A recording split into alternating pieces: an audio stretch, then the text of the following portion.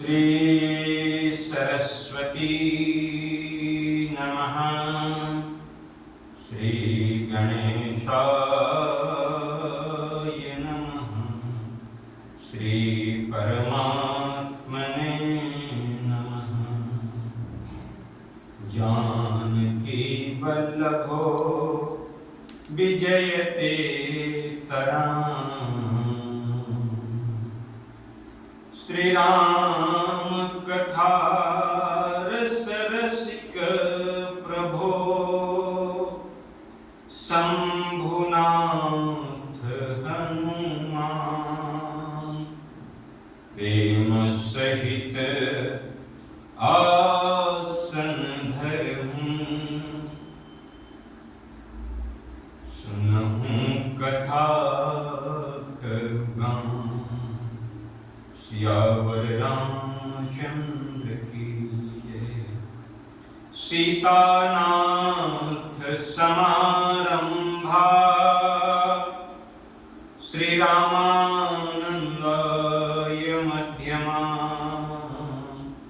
अस्मदाचार्य पर्यन्तां वंदे श्री गुरु परंपरां। श्री सद्गुरुदेव भगवान की जय। वंदे देवमुमां पतिं सुरगुरुं। वंदे जगत कारणं। वंदे पन्नगभूषणं मृगधरं। वंदे पशूनां पतिं। वंदे सूर्यशशाङ्कवैर्नयनं। वंदे मुकुन्दाप्रियं। वंदे भक्तजनाश्रयाच्यवरदं। वंदे शिवं शङ्करम्। वंदे सर्वजगद्विराहमतुलं। वंदे ध्वंसध्वंसिनं। वंदे देवशिखं मणिं शशिनिभं। वंदे शिवं शङ्करं। वंदे नागभुजङ्गभूषणधरं। वंदे शिवं चिन्मयं।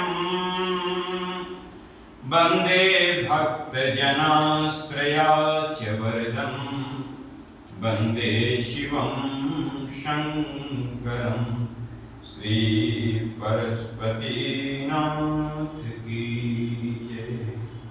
वंदौ तुलसी के चरण, जिनकी जग काज। कलि समुद्र बूढ़त लख, प्रगटे सत्य जहाज। श्री राजा रामचंद्र की जय। श्री कृष्ण भगवान की जय। उमापति महादेव की जय। पवन सुत हनुमान की जय। गोस्वामी तुलसीदास की जय। मानस की जय। ओम नमः पार्वती पतये। हर हर महादेव। परम आदरणीय महाराज जी, श्रोताविंद, भक्तिमयी माताएं और उपस्थित जन समुदाय, आज हम शिव पुराण के दूसरे दिन के कथा में प्रवेश कर रहे हैं। बड़ी ही सुंदर शिव पुराण की कथा है और श्री महाराज जी के अनुसार यह कथा अपने सुंदर तरीके से आगे बढ़ रही है। यह आपकी कृपा है जो इतनी सुंदर कथा आप सुन रहे हैं भगवान की प्रेरणा से। बोलिए ओम नमः पार्वती पतये हर हर महादेव। तो भाई शिव पुराण की ऐसी कथा है कि जो समस्त पापों का नाश कर देती है। ऐसी सुंदर शिव पुराण की कथा है। एक नामदेव जी महाराज एक बार बैठे हुए थे और नामदेव जी से मिलने के लिए बड़े भक्त जन आए हुए थे। उसमें महात्मा भी थे। उनकी एक लाडली भगनी थी जो सबको ऐसे ठोक के कहती कि इनका पक गया है, इनका नहीं पका है, इनका पक गया है, इनका नहीं पका है।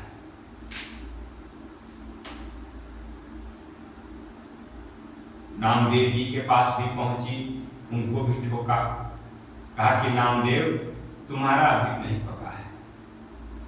तो नामदेव जी विट्ठल भगवान के पास गए और जाकर के कहा महाराज क्या अभी मेरा नहीं पका है? अगर मेरा नहीं पकता आप तो मेरे साथ क्रीड़ा करते हैं। बड़ी श्रद्धालु हैं नामदेव जी भगवान विट्ठल के प्रति और विट्ठल भगवान की बड़ी कृपा थी नामदेव जी पर। तो नामदेव जी ने भी कह दिया कि नहीं। भगवान नामदेव जी को कहे कि विट्ठल भगवान ने कहा कि अभी तुम्हारा नहीं पका है। पूछा महाराज पकेगा कैसे? बोला कि एक जंगल में महात्मा रहते हैं, वहां चले जाओ। तो महात्मा वहां मंदिर में रहते हैं। नामदेव जी महात्मा के पास गए। महात्मा के पास जब गए तो देखा कि महात्मा शिव जी का मंदिर था। शिव जी के ऊपर बैठे हुए थे और जलहरी में पैर रखे हुए थे। नामदेव जी लौटने लगे, भाई भाई ये कैसा महात्मा जिसको भगवान के सम्मान की भी चिंता नहीं है। महात्मा ने कहा भाई क्यों लौट रहे हो, मुझे देख करके आओ आओ। गए, पूछा क्या कारण है? बोला ऐसी ऐसी बात है, विट्ठल भगवान हमको भेजे थे आपसे ज्ञान के लिए, लेकिन यह जो आपका हम चरित्र देख रहे हैं उसमें तो श्रद्धा नाम की चीज नहीं है भगवान में। तो साधु बाबा ने कहा कि ठीक है, अब तुम इस जलहरी से हटा के मेरा पैर जहां भगवान नहीं हूं वही रख दो। जो पैर उठा के दूसरे जगह रखे, तीसरे जगह रखे, जहां रखे वहीं जलहरी, वहीं भगवान शिव प्रकट। नामदेव जी है कि भाई ये तो बड़े अच्छे संत हैं, पहुंचे हुए संत हैं। नामदेव जी उनके चरणों में गिर पड़े और कहा नहीं महाराज आप हमको ज्ञान दीजिए। नामदेव जी को ज्ञान देते हुए महात्मा ने कहा कि गुरु के बातों में विश्वास, जब गुरु के कही हुई बातों का विश्वास हो जाए और उसमें श्रद्धा पूर्ण हो जाए, उससे बड़ा कोई योग नहीं है। गुरु की कृपा हो जाए तो भगवान को मिलने में क्षण मात्र देरी नहीं है। गुरु मेहरबान तो चेला पहलवान। तो बाद में इतनी श्रद्धा हो गई नामदेव जी महाराज की कि टिक्कर लगा रहे थे और उस टिक्कर को कुत्ता लेके भागा। सार्वजनिक कथा है। महाराज घी लेके पीछे दौड़ पड़े, अरे महाराज इसको चिपड़ लीजिए टिक्कर में, तब भोग लगाइए, और कुत्ते से भगवान प्रकट हो गए। तो श्रद्धा की बात है। जिनकी श्रद्धा बलवती हो जाएगी उनको सतयुग का पुण्य इसी कलयुग में मिल जाएगा। श्रद्धा की बात है। आइए कथा के तरफ बढ़ते हैं। तो ये शिव पुराण की कथा ऐसी है कि समस्त पापों का नाश करने वाली एक कथा है। श्री राम कहते हैं कि जिनको शिव चरणों में प्रेम नहीं है, जिनको भगवान पशुपतिनाथ महादेव भोले शंकर से प्रेम नहीं है, वो मुझे स्वप्न में भी नहीं पा सकता। मुझे पा वही सकता है जो महादेव जिनको प्रिय हों। शिव द्रोही अरे मम दास कहावा, शिव द्रोही मम दास कहावा, सुनर मोहि सपने नहीं भावा, सोनर मोहि सपने नहीं भावा। तो भगवान नारायण कहते हैं, भगवान राम कहते हैं कि जिनको शिव में श्रद्धा नहीं है वो मुझे नहीं पा सकते हैं। इसीलिए आप देखेंगे कि जब याज्ञवल्क्य जी ने कथा सुनाई तो पहले शिव पुराण, शिव की कथा ही सुनाई, और शिव की कथा सुनाने के बाद भगवान राम का चरित्र सुनाया। तो ऐसी शिव पुराण है। अब आज के दिन हम विशेश्वर संहिता में अपना मन लगाएंगे। वेद व्यास जी लिखते हैं कि इस पुराण का शुभारंभ प्रयागराज से हो रहा है। प्रयागराज से क्यों हो रहा है महाराज? तो लिखते हैं कि शौनकादिक ऋषि वहां एक बड़ी यज्ञ कर रहे हैं, ज्ञान यज्ञ हो रहा है, और प्रयागराज में शौनकादिक ऋषि सूत जी से कथा पूछ रहे हैं। तो भाई प्रयागराज कैसा है? तो कहा धर्म क्षेत्रे महाक्षेत्रे गंगा कालिंदी संगमे, धर्म क्षेत्रे महाक्षेत्रे गंगा कालिंदी संगमे, प्रयागे परमे पुण्ये ब्रह्मलोकस्य वर्तनी। कहा कि धर्म क्षेत्रे महाक्षेत्र, धर्म का जो महान क्षेत्र है, जहां गंगा जमुना सरस्वती का संगम है, ऐसा सुंदर प्रयागराज में, जहां से ब्रह्मलोकस्य वर्तनी, जहां से ब्रह्मलोक का दरवाजा खुलता है, ऐसी जगह पर कथा जो है शौनकादिक ऋषि सूत जी से पूछ रहे हैं। अब वहां 84,000 ऋषि बैठे हुए हैं और कथा पूछ रहे हैं, क्योंकि प्रयागराज में तो हर साल मेला लगता है, हर साल ऋषियों का जमावड़ा होता है, मुनियों का जमावड़ा होता है, नर आते हैं, राक्षस भी आते हैं, किन्नर भी आते हैं, जमावड़ा लगता है। कब लगता है? कि माघ में। अरे माघ मकर गत रवि जब होई, माघ मकर गत रवि जब होई, तीर्थपति आवे सब कोई, चारी पदार्थ भरा भंडारो, पुण्य प्रदेश देशयति साधु, पुण्य प्रदेश देशयति साधु, चमना जमुना अरुगंगा तरंगा,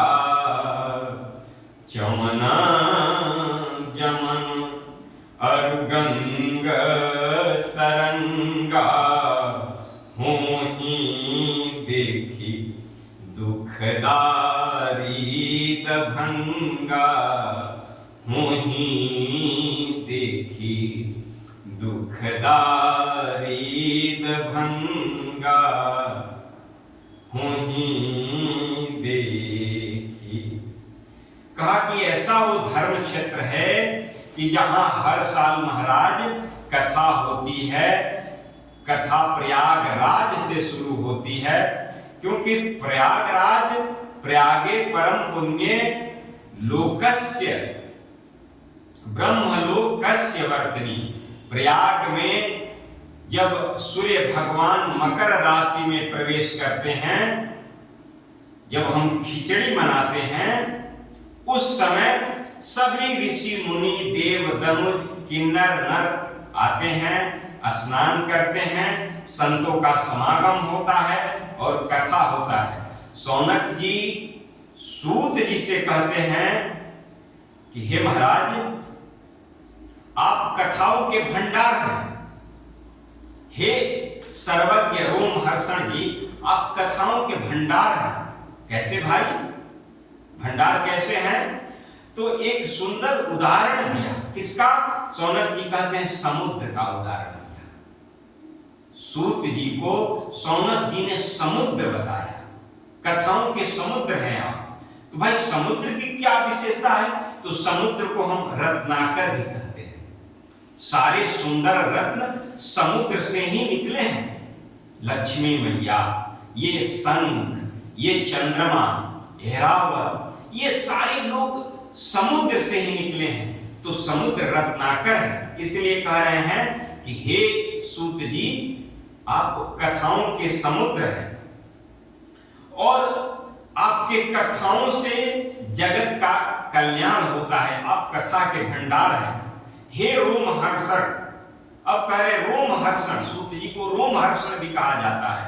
रोमहर्षण का मतलब यह है कि जिनके कथा श्रवण करने मात्र से रोम रोम प्रफुल्लित हो जाए, खुश हो जाए, आनंदित हो जाए, ऐसे रोमहर्षण जी।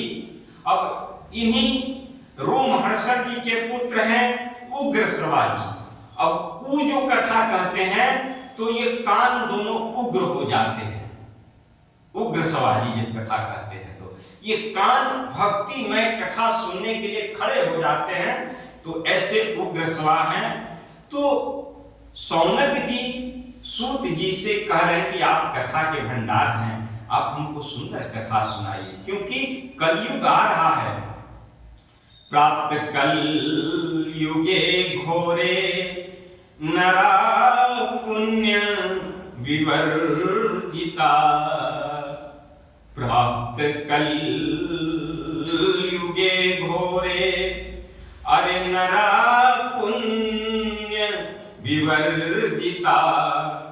दुराचार गता सर्वे, सत्यवार्ता परामुखा। दुराचार गता सर्वे, सत्यवार्ता परामुखा। सत्यवार्ता परामुखा। कहा कि महाराज घोर कलयुग में लोग पुण्य से वंचित हो जाएंगे। पहले लोग पाप से वंचित रहते थे, लेकिन अब कलयुग में पुण्य से वंचित हो जाएंगे और सत्य वार्ता तो दूसरों की मुख की बात हो जाएगी। जैसे लोग कहते हैं बहुत दिनों से जो चीज छुप जाती है उसको लोग कहते हैं कि अरे तो पुराने जमाने की बात हो गई, ये तो पहले की बात हुई। तो सत्य वार्ता परामुखा दूसरे लोगों की बात है। हम लोग सत्य नहीं बोलते, दूसरे लोग पहले बोलते थे। अब क्या है कलयुग में, झूठ ही लेना, अरे झूठ ही देना, झूठ ही भोजन, झूठ चबेना, झूठ ही लेना, झूठ ही देना, झूठ भोजन, अरे झूठ चबेना, नहीं असत्य सम पातक पुंजा, नहीं असत्य सम पातक पुंजा, गिरि सम होहि कि कोटिक गुंजा, गिरि सम होहि। सौनक जी कहते हैं महाराज कलयुग में तो केवल झूठ का ही कारोबार होगा, सत्य तो कोई बोलेगा ही नहीं। हर बात में एक झूठ, हर बात में एक झूठ। मालूम पड़ता है अंदर केवल झूठ ही भरा हुआ है। एक आदमी सत्य, अब सत्य क्या है? हम भले झूठ बोले लेकिन हम सुनना सत्य चाहते हैं कि लोग हमसे सत्य बोले, भले हम लोगों से झूठ बोले। तो कहा कि कलयुग में तो ऐसे लोग होंगे, और कलयुग में कलुषित प्राणियों का उद्धार कैसे होगा? अब संतों को कितनी चिंता है हम लोगों की कि हम लोगों का उद्धार कैसे होगा। ऐसी कथा सुनाइए कि हम लोगों का उद्धार हो जाए, क्योंकि कलयुग में तो ब्राह्मण लोभी हो जाएंगे, वेद विग्रह वेद को बेचेंगे, कथा को व्यवसाय बना लेंगे, क्षत्रिय वीरता भूल जाएंगे, और वैश्य जो है संस्कार विहीन हो जाएंगे, और जो सेवक वर्ग है वो चाटुकार हो जाएगा। ऐसी स्थिति कलयुग की हो जाएगी महाराज।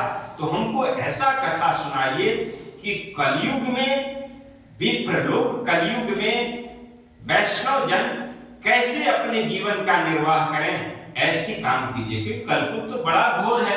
कैसे है वो स्वामी जी ने लिखा कि बहुदाम सवारी हैं धाम जति, विषया हरि न रही बीरती, बहुदाम सवारी हैं धाम जति, विषया हरि न रही बीरती, तपसी धनवंत दरिद्र गृही, कलि कौतुक जातन तात कही, तपसी धनवंत दरिद्र गृही, कलि कौतुक जातन तात कही, सुत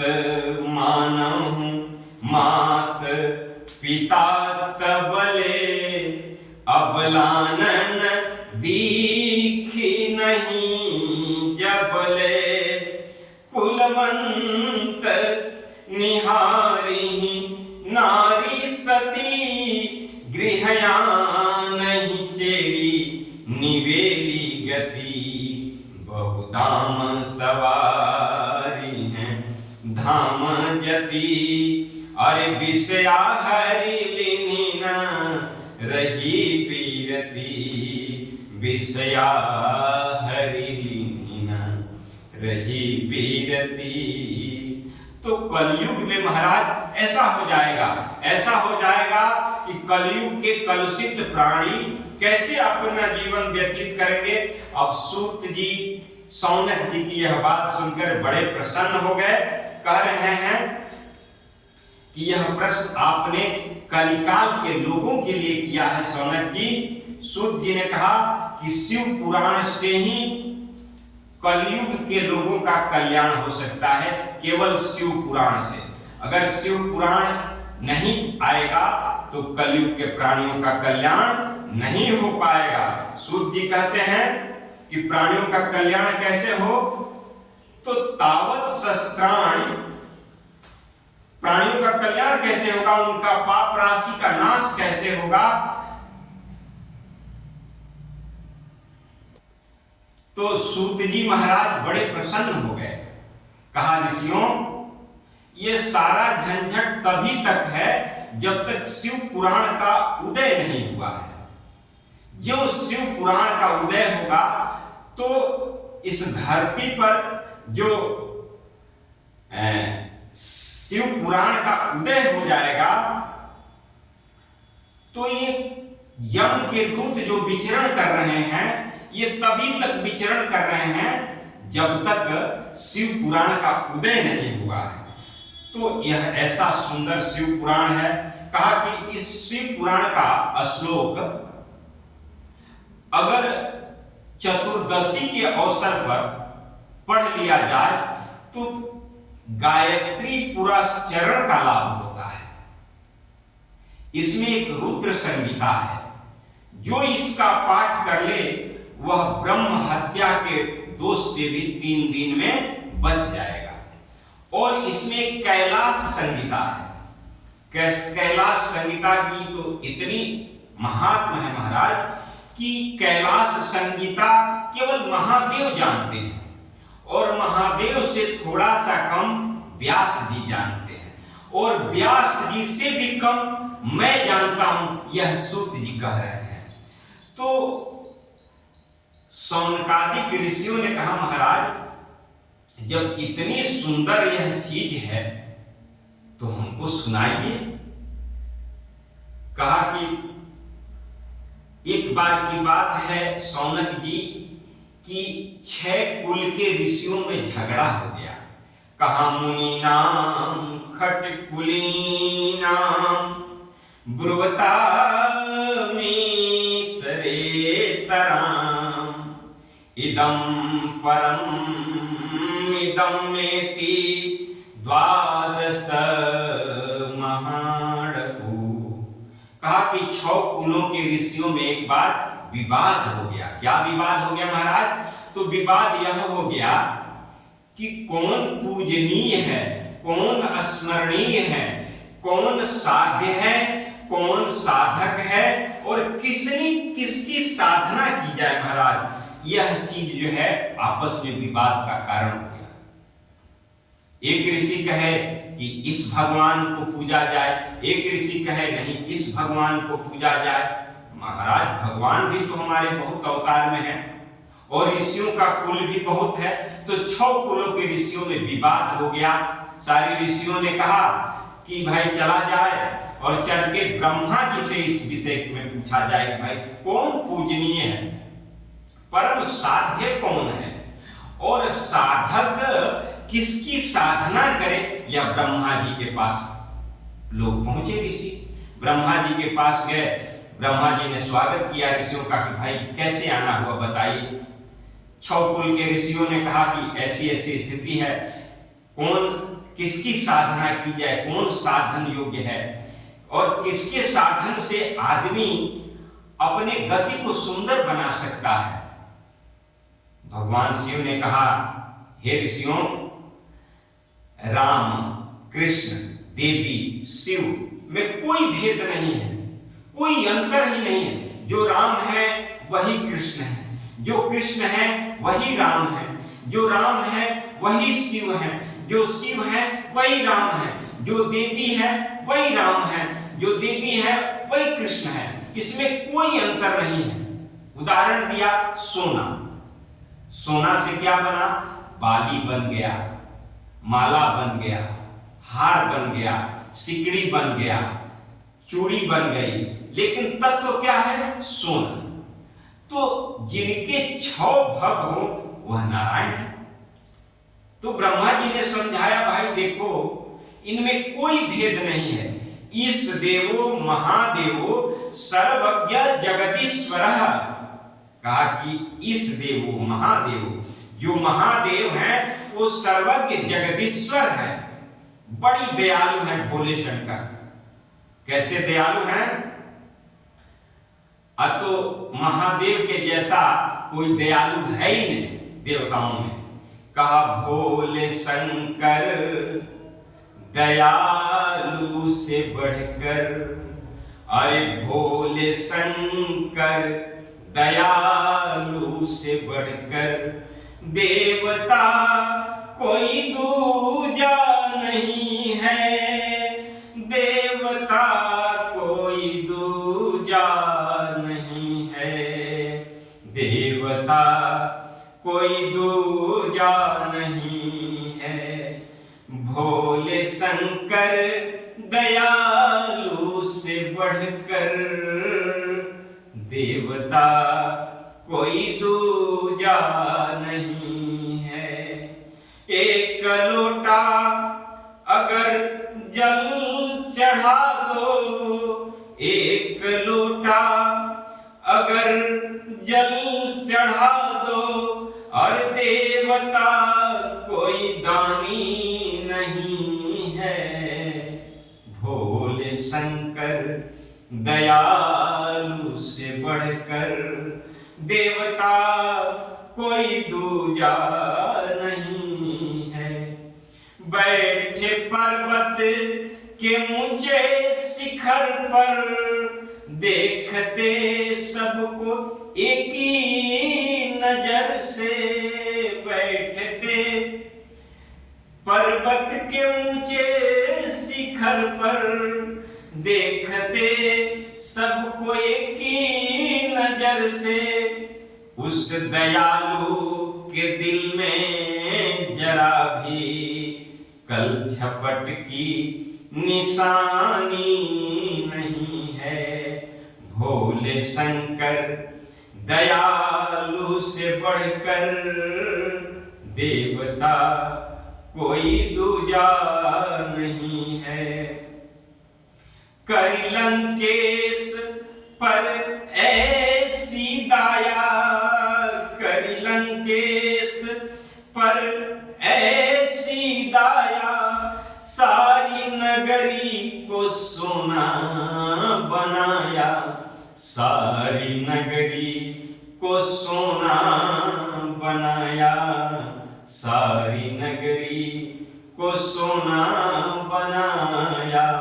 तो भोले शंकर, अजी भोले शंकर, भोले शंकर दयालु से बढ़कर, और देवता कोई दूजा नहीं है। ब्रह्मा जी ने सभी 6 कुल के ऋषियों को समझाया कि भगवान शिव से दयालु कोई देवता नहीं है, वह जगदीश्वर हैं। ब्रह्मा जी ने कहा कि भगवान शिव ही परमेश्वर हैं, इनसे बड़ा कोई नहीं है। 6 कुल के ऋषियों ने पूछा कि भाई साध्य क्या साधन है और कैसे साधा जाए महादेव को? तो कहा साध्यम शिव पदम प्राप्ति। कहा शिव ही परम साध्य हैं। असाधना तस्य सेवनम, शिव के चरणों में सेवा ही साधना है। असाधक तत्प्रसादस्यो, समस्त कामनाओं का त्याग ही साध्य है। नित्य दे फल निष्प्रदः, जो हमेशा फल देने वाली है। किसकी पूजा? तो भगवान शिव की पूजा। परम साध्य शिव के चरण कमलों की सेवा करना ही साधन है, साध्य है और साधना है महाराज। 3 साधन ब्रह्मा जी ने बताया, श्रवण, कीर्तन और मनन। कहा मनसा मनन्तस्य महासाध्य उच्यते, आश्रोतव्य कृतितव्यश्च मनतव्य महेश्वर। कहा कथा पहले सुनो, फिर कीर्तन की जाए और फिर चिंतन की जाए भगवान शिव के चरित्र का, तो हृदय में भक्ति जागृत हो जाएगी। कहा संत संग में न भवति श्रवणम पुरस्ता। कहा श्रवण भक्ति सत्संग से दृढ़ होती है। पशुपते रथतम दृढ़ता। कहा कीर्तन से भक्ति प्रबल हो जाती है। कहा सर्वोत्तम मनने भवन्ते, सबसे उत्तम है मनन। मनन कब होगा? जब भगवान की कृपा दृष्टि हो जाएगी। यही त्रिक साधन ब्रह्मा जी ने ऋषियों को बताया।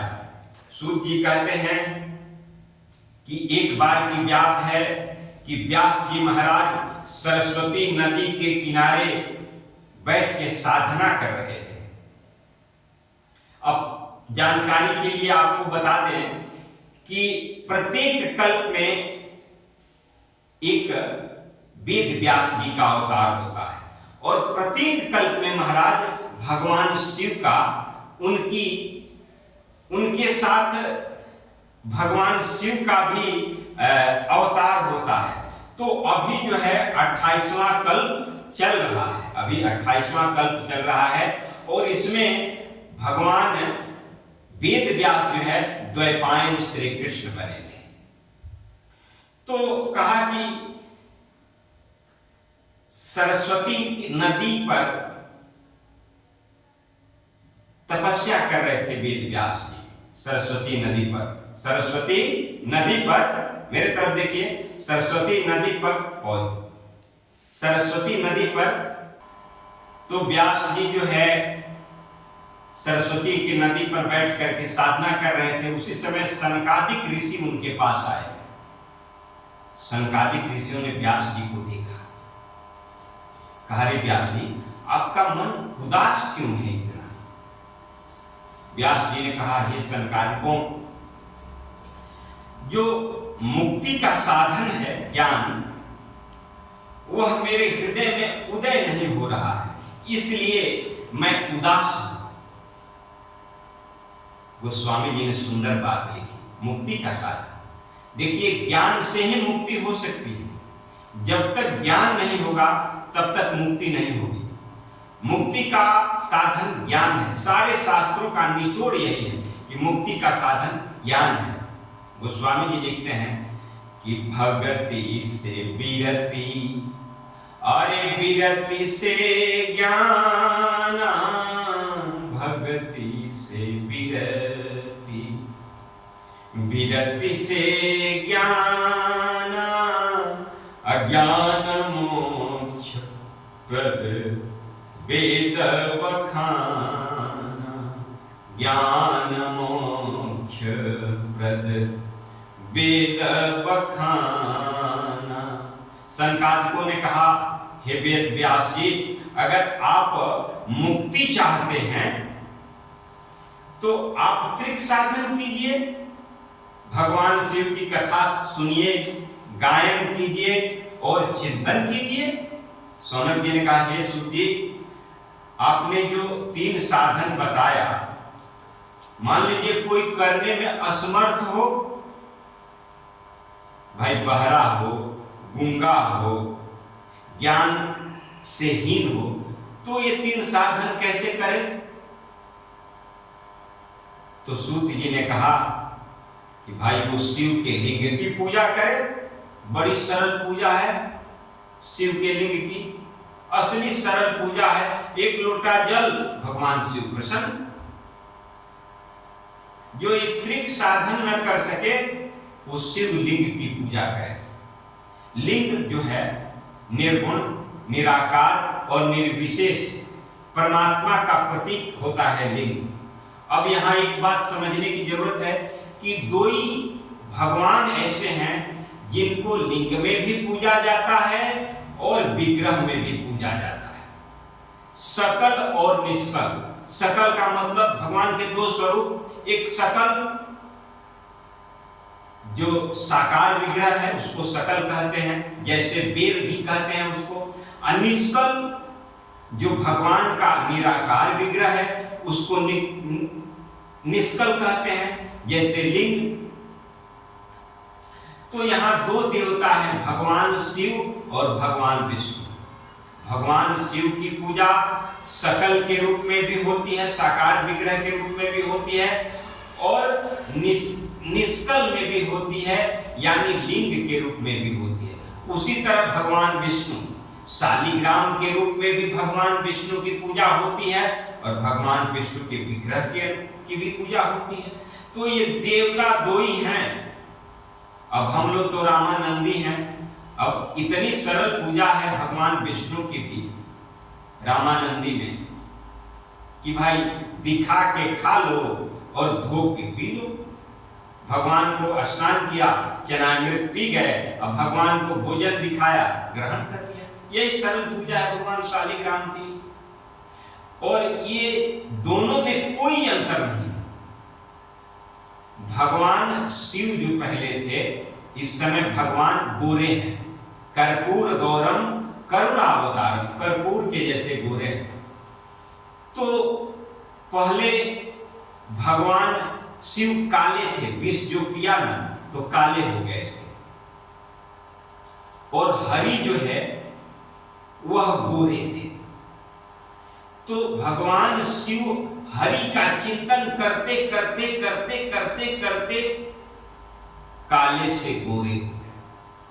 और भगवान विष्णु भगवान शिव का चिंतन करते करते करते गोरे से काले हो गए। ऐसा प्रभाव है, इसलिए इन दोनों में कोई भेद नहीं है। हरि हर अरे एक हैं दोनों, न एकम है न कम है। हरि हर अरे एक हैं दोनों, न एकम है न कम है। कैसे भाई? तो ये रहते क्षीर सागर में, वो रहते हैं हिमालय में। ससुर घर दोनों रहते हैं, न एकम है न कम है। हरि हर एक हैं दोनों, न एकम है न कम है। ये दोनों एक ही हैं। ये पीते भांग का प्याला, वो पीते प्रेम रस प्याला। नशे में दोनों रहते हैं, न ये कम है न कम है। नशे में दोनों रहते हैं, न ये कम है न कम है। उमा की बात ये माने, रमा की बात वो माने। उमा की बात ये माने, रमा की बात वो माने। प्रिया का मान रखने में न एकम है न कम है। प्रिया का मान रखने में न एकम है न कम है। कहा कि दोनों में कोई अंतर नहीं है। जो भगवान शिव हैं वही भगवान नारायण है। दोनों में कोई अंतर नहीं है। अब सूत जी, सौनक जी सूत जी से प्रश्न कर रहे हैं, भाई जब दोनों में कोई अंतर नहीं है तो ये शिवलिंग की पूजा आप बता रहे हैं कि बड़ा सरल है, और शिव की पूजा में, लिंग की पूजा में कोई दोष ही नहीं लगता। अगर पूजा में त्रुटि भी हो जाए तो कोई दोष नहीं लगता। तो ये शिवलिंग इतनी महिमा है महाराज, तो इसकी उत्पत्ति कैसे हुई और प्रथम पूजा किसने की? तब सूत जी ने सौनक जी को सुनाया कि यही प्रश्न सनकादिकों ने नंदकेश्वर भगवान से पूछा था कि भाई आदि शिव का उत्पत्ति कैसे हुआ, आदि शिवलिंग की उत्पत्ति हुई कैसे? तो नंदकेश्वर ने सनत कुमारों से बात कही कि भगवान, एक कथा सुनाई कि भगवान विष्णु एक बार सैया पर लेटे हुए थे क्षीर सागर में। भगवती लक्ष्मी चरण सेवा कर रही थी और पार्षद भगवान की स्तुति कर रहे थे। उसी समय ब्रह्मा जी भगवान नारायण के पास आए। अब यहाँ एक चीज कायदे से समझ लेने की जरूरत है, क्योंकि आगे की जो घटना है वो थोड़ी सी अटपटी घटना है। तो भगवान को जब कुछ कराना होता है तो अपने हिसाब से भगवान करा लेते हैं, उसमें न कोई ज्ञानी है न कोई मूढ़ है। जब भगवान नारायण को जो कराना जिससे चाहे वो करा लेते हैं। भगवान शिव ने मैया पार्वती से कहा कि हे पार्वती, नारद जी बड़े ज्ञानी हैं और विष्णु भगवान की सेवा करने वाले भी हैं। नारद विष्णु भगत पुण्य ज्ञानी है, लेकिन भगवान को जो कराना है वो करा ही लेंगे। बोले बिहसी महेश तब, अरे ज्ञानी मूढ़ न कोय, जेहि जस रघुपति करहि जब, सो तस तेहि क्षण होई। कहा कि जब भगवान को कराना होता है तो करा लेते हैं। तो यहाँ की घटना इस प्रकार है कि भगवान नारायण क्षीर सागर में शेषनाग की सैया पर लेटे हुए हैं। भगवती लक्ष्मी चरण सेवा कर रही है, पार्षद भगवान का कीर्तन कर रहे हैं। उसी समय ब्रह्मा जी आ गए और ब्रह्मा जी ने आकर कहा, ब्रह्मा जी ने कहा कि भाई तुम कौन हो और यहां मुस्कुरा क्यों रहे हो? मैं जगतपति हूं, तुम कौन हो? भगवान नारायण ने कहा, करे ब्रह्मा जी ये कैसी बात कर रहे हैं? कहा कि नहीं, मैं जगतपति हूं, तुम हो कौन? और मेरे आने पर तुम अभी तक खड़े नहीं हुए, उदंड हो पड़े, मुस्कुरा रहे हो। अब यह बात सुन के मैया लक्ष्मी भी थोड़ा आश्चर्यचकित हो गई, लेकिन भगवान की लीला, भगवान को कुछ कराना है, यहाँ शिवलिंग प्रकट होना है, इसलिए भगवान लीला कर रहे हैं। अब पार्षद भी अचंभित हो गए। भगवान ने कहा, रे ब्रह्मा जी, वत्सते स्वागतम वत्स, आओ पुत्र स्वागत है। ब्रह्मा जी आप मेरे पुत्र हैं? ब्रह्मा जी ने कहा कि हम पुत्र हैं। अरे पिता हम जगत, हम पिता हैं जगत के। ब्रह्मा जी ने कहा, देखो मेरी दाढ़ी पक गई है, मैं बुजुर्ग हूं, मैं पिता हूं। भगवान ने कहा, ब्रह्मा जी याद करो, तुम्हारा जन्म मेरे नाभि से कमल निकला और उस पर तुम्हारा जन्म हुआ। और फिर वो बात याद करो, एक तप नाम सुनाई दिया तुमको, याद आया कुछ? ब्रह्मा जी ने कहा कि हमको कुछ नहीं याद आया। भगवान ने कहा कि नाभि कमल जाता है, मेरे नाभि से कमल निकला और उस पर तुम्हारा प्राकट्य हुआ। ब्रह्मा जी तुमको याद नहीं है? ब्रह्मा जी ने कहा, मुझे कुछ याद नहीं है, बस मैं इतना जानता हूं कि तुम मेरे पुत्र हो, बस मैं इतना जानता हूं। भगवान का हम मानने वाले थे। भगवान विष्णु और ब्रह्मा जी में विवाद हो गया महाराज, और यहां तक कि झगड़े की नौबत शुरू हो गई। अब आप यह ना सोचिएगा कि जब भगवान ब्रह्मा में और भगवान नारायण में झगड़ा हो रहा है तो हमारे घर में झगड़ा हो गया तो क्या बड़ी बात हो गई। हमारे घर में झगड़ा होता है तो विवाद हो जाता है, लोगों को बड़ी घटा हो जाता है झगड़ा में। लेकिन यहां जो झगड़ा हो रहा है उससे भगवान शिव का लिंग प्राकट्य होने वाला है। तो यह झगड़ा नारायण और ब्रह्मा जी के बीच में हुआ। तो ब्रह्मा जी के भी पार्षद आए थे, नारायण के भी वहां पार्षद थे। जब दोनों में झगड़ा हुआ तो पार्षदों में झगड़ा शुरू हो गया, विवाद बढ़ गया, खूब विवाद होने लगा। भगवान विष्णु ने माहेश्वर अस्त्र का संधान कर लिया और भगवान ब्रह्मा ने पाशुपति अस्त्र का संधान कर लिया महाराज। अब तो सारे देवता चकित हो गए, अरे भाई ये अस्त्र से तो सृष्टि विनष्ट हो जाएगी। सारे देवता अचंभित ये क्या हो रहा है। और देवता महाराज तो सुख भोगने के लिए देवता बने हैं, तो वो सोचे कि अब सृष्टि जब खत्म हो जाएगी तो हमारा सुख तो गप में चल जाएगा। देवता केवल सुख ही के लिए देवता बने हैं, उनका कोई काम नहीं, केवल सुख भोगने के लिए। पुण्य क्षीणे मृत्यु लोके विशन्ति, जहां उनका पुण्य खत्म हुआ फिर इस धरती लोक में आके गिर जाएंगे।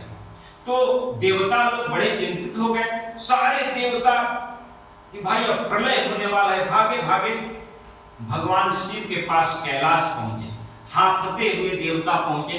भगवान शिव ने पूछा, अरे देवताओं, इतनी व्यग्रता से क्यों दौड़ रहे भाई, क्या बात है। बोले रे महादेव रक्षा कीजिए, रक्षा कीजिए। बोले किससे रक्षा करूं तुम्हारी देवताओं। कहा कि महाराज भगवान ब्रह्मा में और भगवान विष्णु में भयंकर युद्ध होने जा रहा है। एक ने अस्त्र का संधान किया है और एक जो है क्या नाम है महाराज, माहेश्वर अस्त्र का अनुसंधान किया है। ये सृष्टि प्रलय हो जाएगी, सृष्टि तो खत्म हो जाएगी। भगवान ने कहा शिव कि हाँ बात तो सही कह रहे हो। अब भगवान शिव वहां से खड़े हुए, और जो भगवान शिव खड़े हुए मां नगाड़े बजने लगे, ढोल बजने लगे, देवताओं ने फूल की बारिश कर दी और थोड़ी ही देर में भगवान अंतर्ध्यान हो गए। अब यहां जो है भगवान विष्णु और ब्रह्मा जी के बीच अस्त्र का प्रयोग होने ही जा रहा था, तब तक उसी के बीच एक बहुत बड़ा अग्नि स्तंभ खड़ा हो गया। अब दोनों आदमी घबरा गए, ये क्या आ गया भाई। दोनों का अस्त्र नीचे गिर पड़ा। ब्रह्मा जी और विष्णु जी अचंभित खड़ा हो गए, दोनों के बीच यह अग्नि स्तंभ कहां से प्रकट हो गया। भगवान विष्णु ने ब्रह्मा जी से कहा, बाबा रुक जाओ, पहले पता लगाओ ये क्या चीज है। कहा, ब्रह्मा जी भी रुक गए। भगवान विष्णु ने कहा कि इनका पता करो, ये कहां से आए हैं, ये क्या हैं। ब्रह्मा जी ने कहा ठीक है, तो पता हम लगाते हैं। हम ऊपर की तरफ जा रहे हैं, आप नीचे की तरफ जाइए। भगवान ब्रह्मा कमल हंस पर आरूढ़ हुए और पता करने के लिए ऊपर चल दिए, और भगवान विष्णु कछुआ पर बैठे और नीचे चले गए। भाई नीचे मैं पता लगाऊंगा ये कहां से प्रकट हुआ है, और ऊपर कहां तक है ब्रह्मा जी प्रकट लगाएंगे। महाराज हजारों वर्ष इस क्रिया में बीत गया। भगवान विष्णु नीचे जाते रहे। उस प्रकाश स्तंभ का कहीं और छोर नहीं मिला। ऊपर जाते रहे, वहां भी कहीं और छोर नहीं मिला। दोनों थक गए। थक करके ऊपर से ब्रह्मा जी लौटे और नीचे से विष्णु भगवान। कहा कि भाई इसका और छोर मिलने वाला नहीं। अब ब्रह्मा जी ऊपर से आ रहे थे तो वहां एक केतकी का फूल नीचे आ रहा था। ब्रह्मा जी ने पूछा, केतकी रुको। केतकी ने ब्रह्मा जी को प्रणाम किया। पूछा, केतकी कहां से आ रहे हो भाई। बोला, हमको पता नहीं कि हम कहां से गिरे हैं, बस हम चले आ रहे हैं। ब्रह्मा जी ने कहा कि एक काम करो केतकी, मेरा एक काम कर दो। केतकी बोला, बताइए महाराज। आप पितामह हैं, आपका काम मैं नहीं करूंगा तो किसका काम करूंगा। बोले कि मेरे साथ चलो और एक छोटा सा काम करना है। मैं भगवान विष्णु से जब कहूंगा कि मैं ऊपर का छोर पता कर लिया हूं, तो तुम केवल इतना कह देना कि हाँ भाई ये मुझे छोर से ही लेके आ रहे हैं, इस प्रकाश स्तंभ के छोर पर मैं था, वहीं से मुझे लेके आ रहे हैं। केतकी ने कहा, जब बुद्धि के देवता ब्रह्मा हैं, जब यही झूठ बोलने को कह रहे हैं तो हमको बोलने में क्या जाता है। केतकी ने सर हिला दिया और यह ब्रह्मा जी केतकी को लेकर नीचे आए। विष्णु भगवान को जब पता नहीं लगा तो वो भी ऊपर आ गए। दोनों जहां आपस में मिले, भगवान विष्णु ने ब्रह्मा जी से पूछा, कहो ब्रह्मा जी ऊपर का छोर मिला। ब्रह्मा जी ने कहा, विष्णु भगवान पहले ये बताइए कि नीचे का छोर आपको मिला। ब्रह्मा जी ने कहा कि मुझे तो मिल गया। विष्णु जी ने कहा कि मुझे तो नहीं मिला। कहा कि देखो गवाह के तौर पर एक केतकी को लेके आया, बोलो केतकी तुम इस प्रकाश स्तंभ के मस्तक पर थे कि नहीं? केतकी ने महाराज सर हिला दिया कि हाँ मैं मस्तक पर हूं। अब भगवान विष्णु जो है कहे कि तो ठीक है, शर्त यही लगी थी कि जो इसका ओर छोर पता लगा देगा वही सबसे बड़ा होगा और वही पूज्य होगा। भगवान विष्णु ने कहा कि मैं छोटा हो गया, कोई बात नहीं, आप ब्रह्मा जी बड़े रहिए, अब मैं आपकी षोडशोपचार पूजा करूंगा। आज जो पूजा करने के लिए ब्रह्मा जी की भगवान विष्णु बैठे, तब तक भगवान शिव उसी प्रकाश स्तंभ से प्रकट हो गए। महाराज प्रकट होकर के भगवान विष्णु ने कहा, ये ब्रह्मा जी तुम झूठ बोल रहे हो और ये विष्णु जो है सत्य बोल रहे हैं। तो विष्णु भगवान की बड़ी प्रशंसा की भगवान शिव ने, कहा हे विष्णु भगवान आप सत्य के अवतार हैं, सत्य बोल रहे हैं, इसलिए मैं आपको आशीर्वाद देता हूं कि आज से आप मेरे समान ही पूज्य हो जाएंगे। और ब्रह्मा जी की तरफ देखा और ब्रह्मा जी की तरफ देख करके कहा, ब्रह्मा जी आप बुद्धि के देवता हैं फिर भी झूठ बोल रहे हैं, इसका दंड आपको भोगना पड़ेगा। और केतकी के तरफ देखा, केतकी ने को कहा, केतकी का फूल तुम झूठ बोल रहे हो, आज के बाद मेरी पूजा में तुम्हारा प्रयोग कदापि नहीं होगा। अब महाराज केतकी तो चरण पकड़ लिया भगवान शिव का, कहने लगा कि महाराज रक्षा कीजिए, ऐसा न कीजिए। भगवान शिव ने कहा जो मैं कह दिया सो कह दिया, मेरे पूजा में तो तुम्हारा प्रयोग नहीं होगा, लेकिन भगवान विष्णु की पूजा में तुम्हारा प्रयोग होगा। और भगवान इतने क्रोधित हुए कि उनके भृकुटी से भैरव प्रकट हो गए और कहा कि ब्रह्मा जी जिस मुख से झूठ बोले हैं, है खड़ग लो और उस मुख से भैरव ब्रह्मा जी का मुख काट दो। तो भैरव ने एक मुख ब्रह्मा जी का काट दिया जिस मुख से झूठ बोले। तो इस तरह की यह कथा है, बड़ी सुंदर शिव पुराण की कथा है और यह कथा अपने भक्तों का कष्टों का निवारण करती है। बड़ी सुंदर कथा है। आइए हम एक भजन करते हैं। अरे बंदौ सुख राशि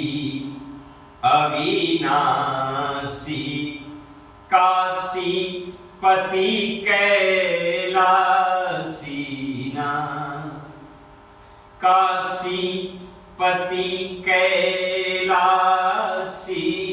ना, काशी पति कैलासी ना, बंदौ सुख राशि अविनाशी,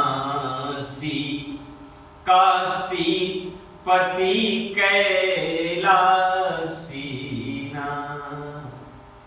गंगनाथ जी गौरीनाथ जी, गंगनाथ जी गौरीनाथ जी, गंगनाथ जी गौरीनाथ जी, वैद्यनाथ जी पशुपतिनाथ जी, अरे वैद्यनाथ जी पशुपतिनाथ जी, बाबा पशुपतिनाथ